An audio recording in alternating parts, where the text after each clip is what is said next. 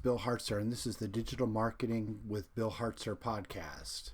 Today I'm talking about domain names, and specifically, how risky is your domain name? We think specifically about, let's say, we register our name or our company name .com, .net, .org, or .consulting or .digital, and we set up our email, we point everything to the proper name servers and so forth, and we forget about it. Well, that's what we typically do.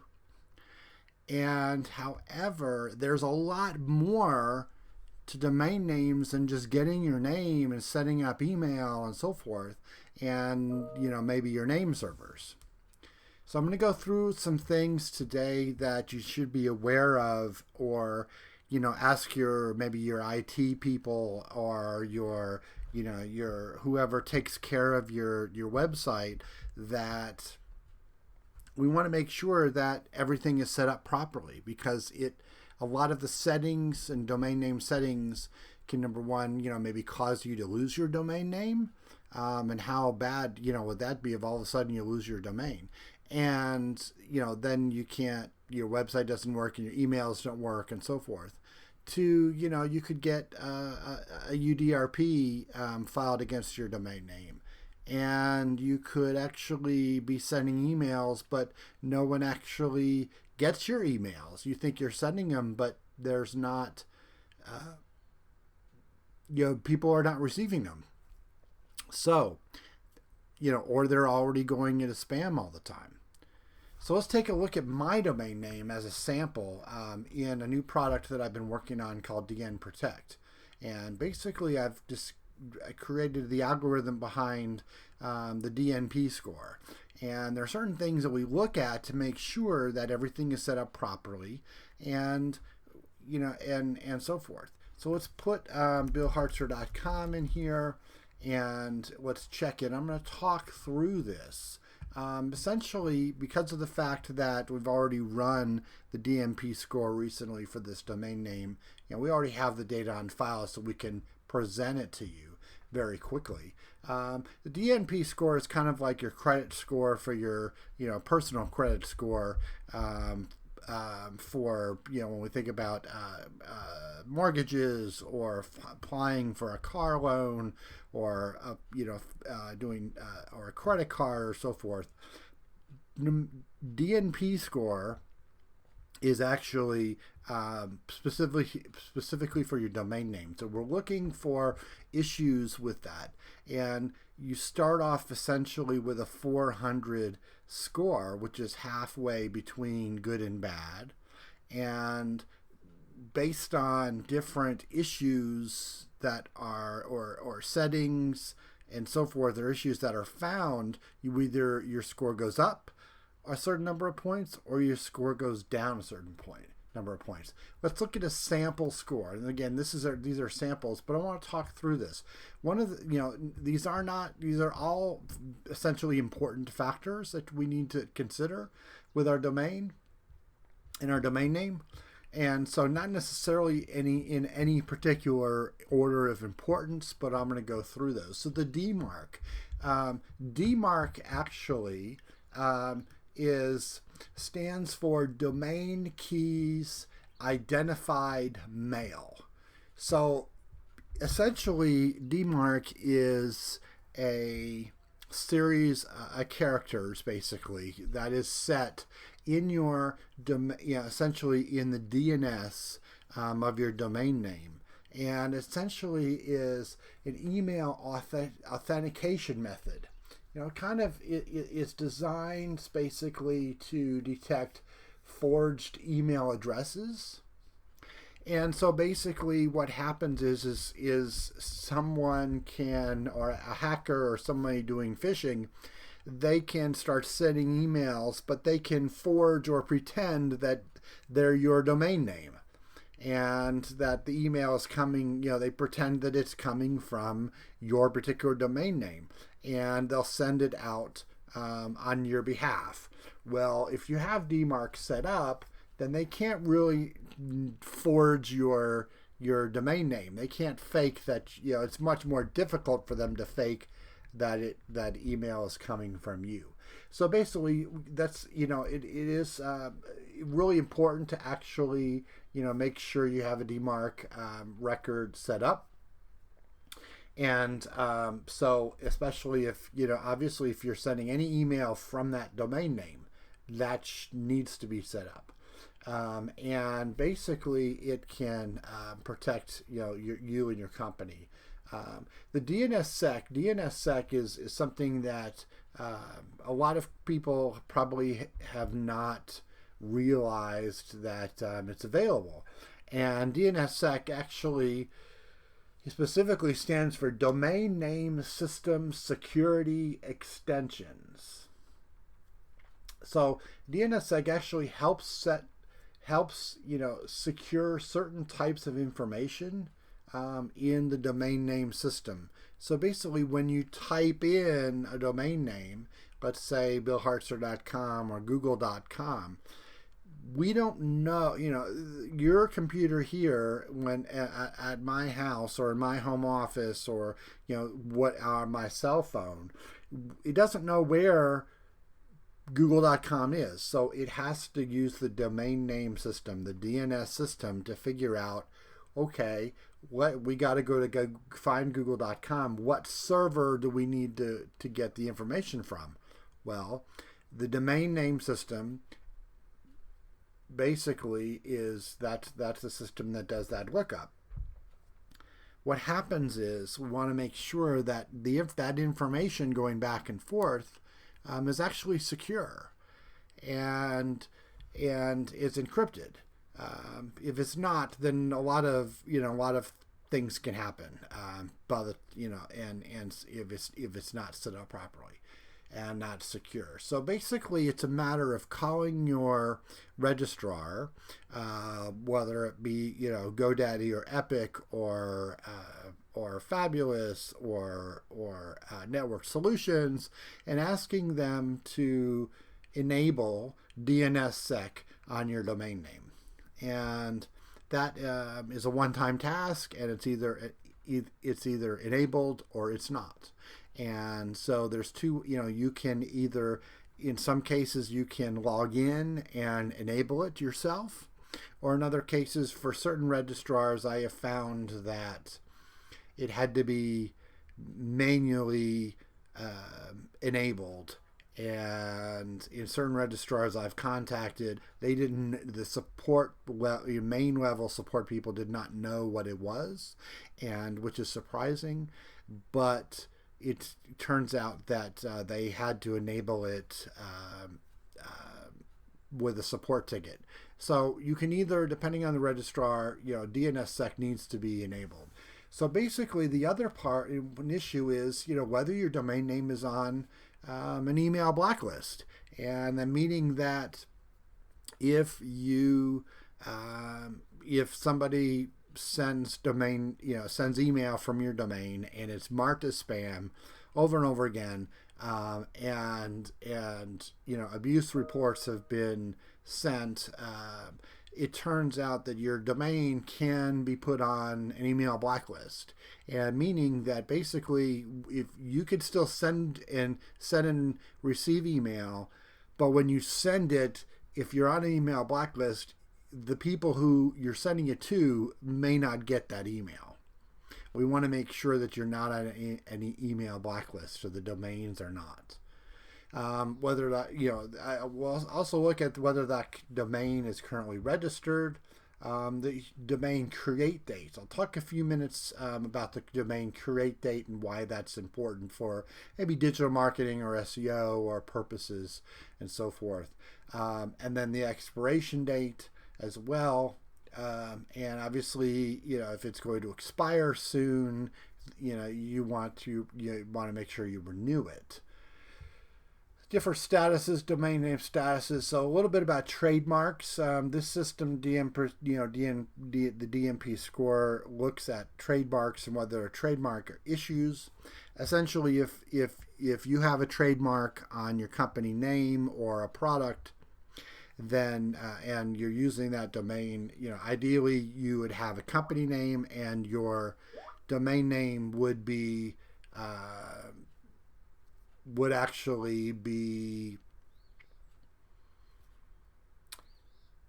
registered as a trademark. You should obviously own that trademark, and own the domain name.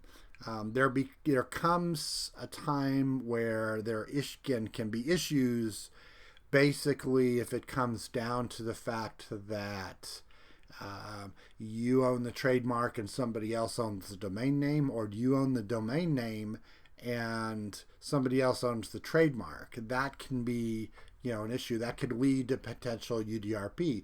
UDRP is actually an official domain name dispute, and that can be filed.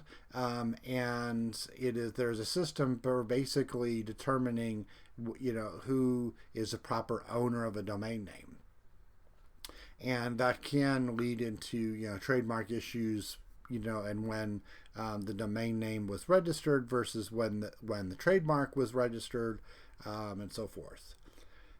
Basically, we also check in DNP Score, also check whether or not the website or domain name has been flagged for hosting malware at any time. So if there is an issue with malware on the website that was, the website that was on the domain name, there can be issues. We look at a specific service that provides domain name reputation services. Basically, we want to make sure that the domain has a good reputation and not a bad reputation. Otherwise, there are some other things that we look at as well, but I'm going to focus specifically also on looking at a Whois record. I'm going to talk through a Whois record. The Whois record actually is the official record of who owns that domain name, and there's a lot of different information here in that, such as, obviously the registrant, who owns the domain name. And because of GDPR, that occurred, was set up a while back, maybe about a year or two ago. It turns out that a lot of domain, Whois records actually have that information blocked or redacted for privacy issues.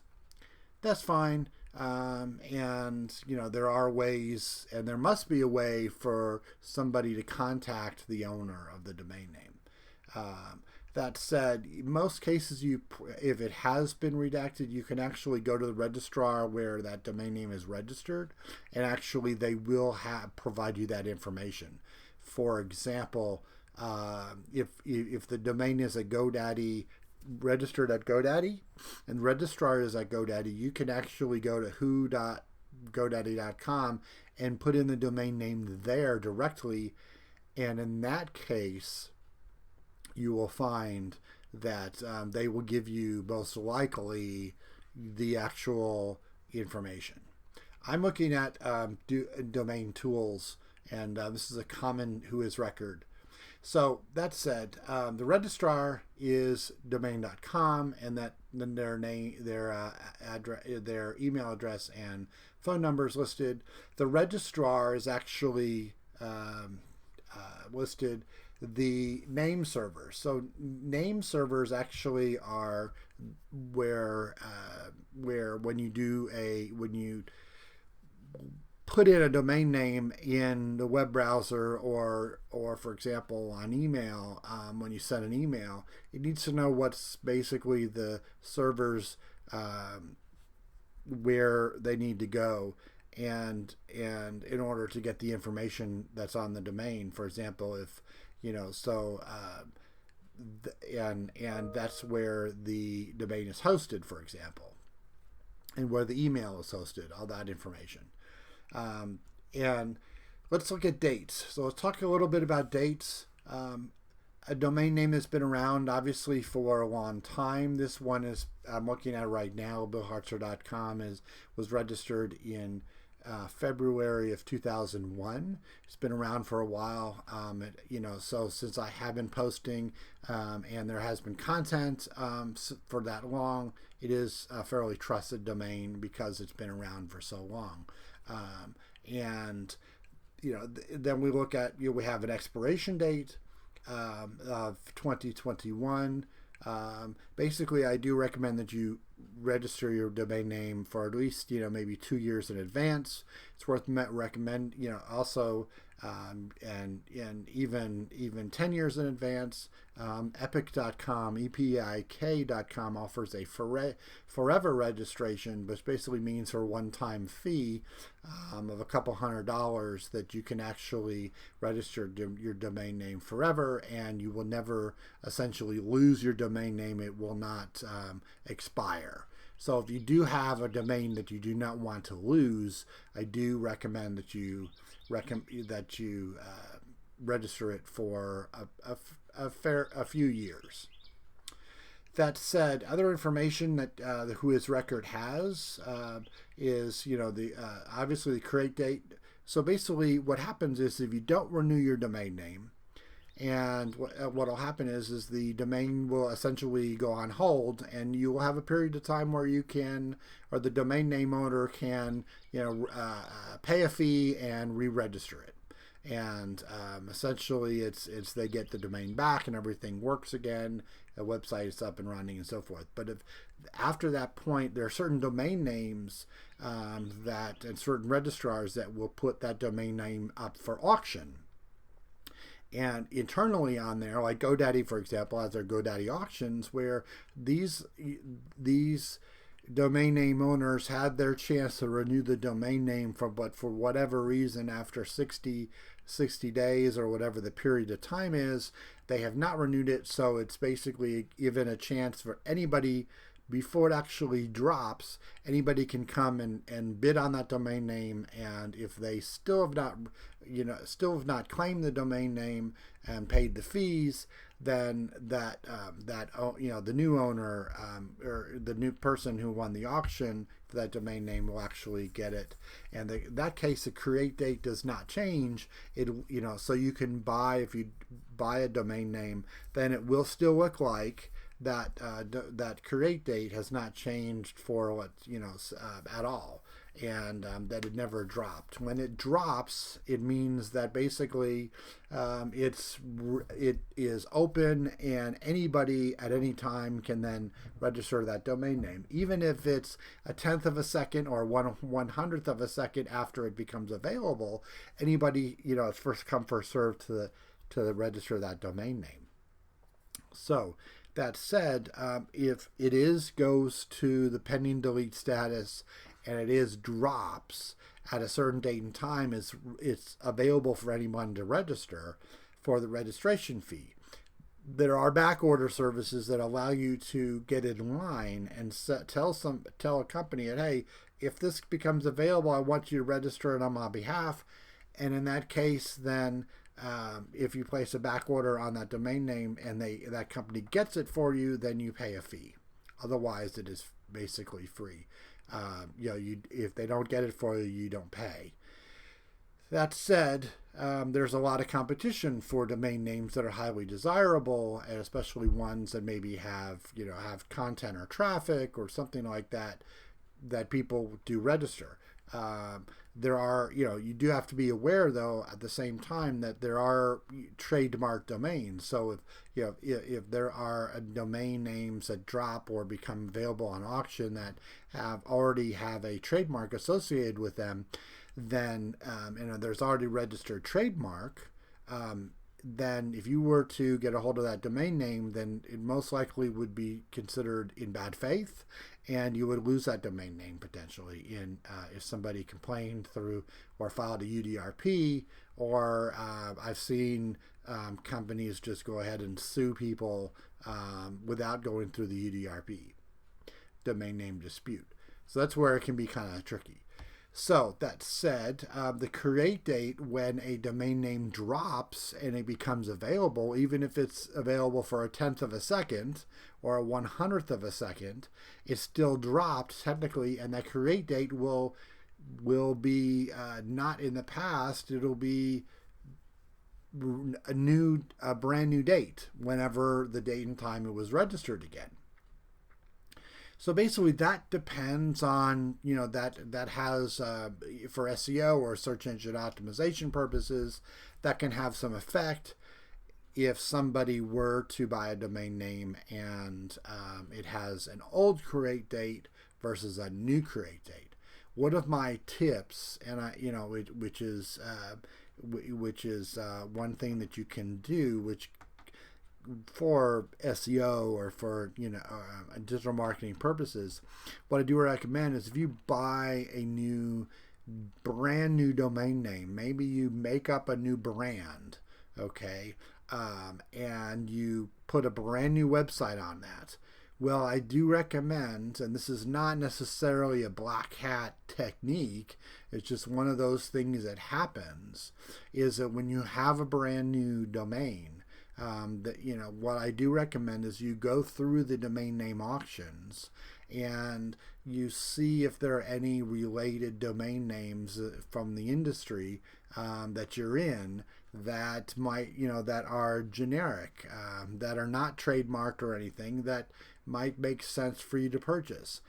Either put your new domain on that old domain, where a create date would be older, or actually use the brand new domain name, and at the same time you would want to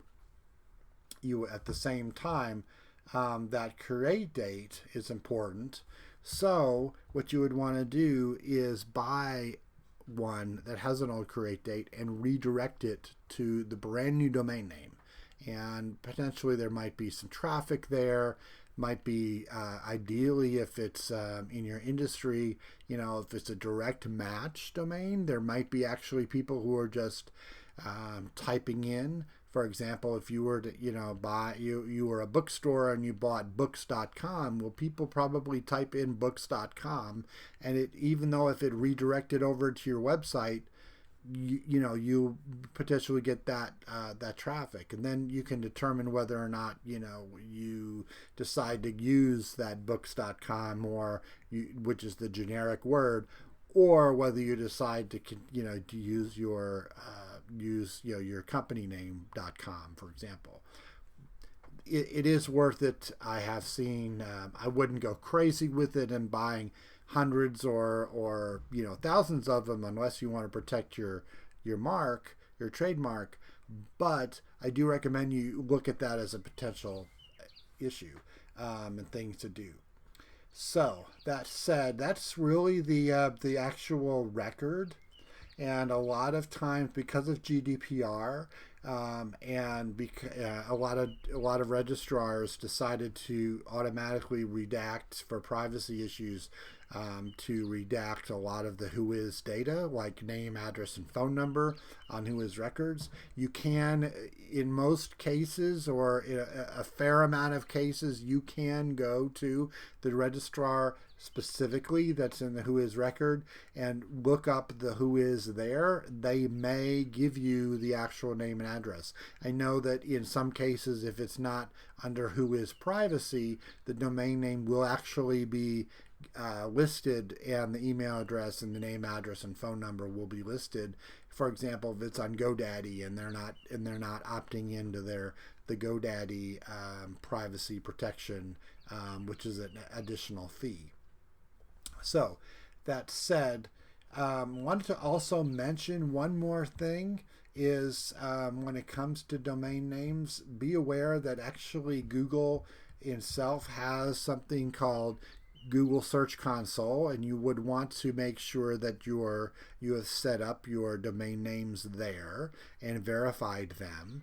I do recommend you verify in Google Search Console all different versions, like the HTTP and HTTPS, HTTP www, and HTTP non-www.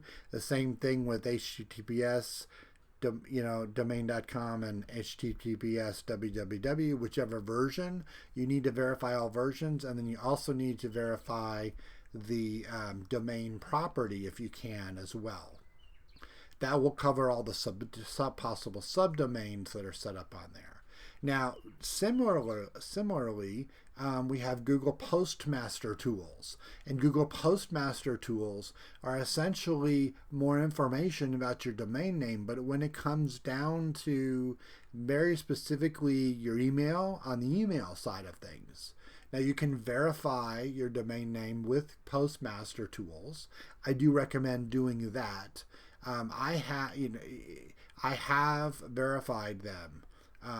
For example, this is just showing two different domain names, Hartzer.com, BillHartzer.com, that they're verified, and it said when they are, and you can add more users. One of the issues, though, is that, which is kind of unfortunate, but Google Postmaster Tools, you basically have to send and receive over 2,000 emails a day, and that's kind of the, you know, that's what I've heard. In order to receive a lot of more information about your domain. If I click on the domain, it will, even though I do not send and receive over 2,000 emails a day on this domain, so it won't show any data. But basically, I wanted to give you an information about what types of data you can receive, and the spam rate, the IP reputation, the domain reputation, feedback loop information, authentication, encryption, and delivery errors. And I'm going to even look back the last 120 days.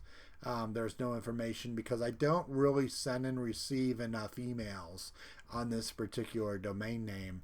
I don't, send and receive over 2,000 per day. And so that's fine. That's expected. But you can get more information with Google Postmaster Tools, which is postmaster.google.com. I'm just about out of time for today. This is the Digital Marketing Podcast with Bill Hartzer for April 2nd, 2020. Again, you can contact me if you have any questions about domain names, about new GTLD, generic TLDs like .xyz, .icu, .bond, .consulting, any of those 1,000 or more other endings, which are alternatives to .com, .net, and .org. I have a lot of information, and I can provide for you, especially about domain name research I've been doing in the past. That said, this is the Digital Marketing Podcast for April 2nd, 2020. I can be reached at billhartzer.com is my blog, hartzer.com, hartzer.com. I can also be reached, I have a YouTube channel, and as well as I'm on Twitter, twitter.com/bhartzer, as well as on Facebook.